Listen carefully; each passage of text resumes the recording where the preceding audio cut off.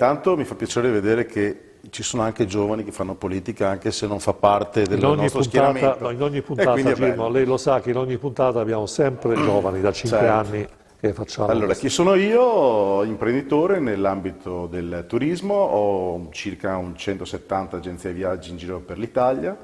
Siamo specializzati nell'incoming, cioè far conoscere un po' a tutti, sia gli italiani che gli stranieri, quello che è il nostro paese. L'ho già detto, ma lo ridico.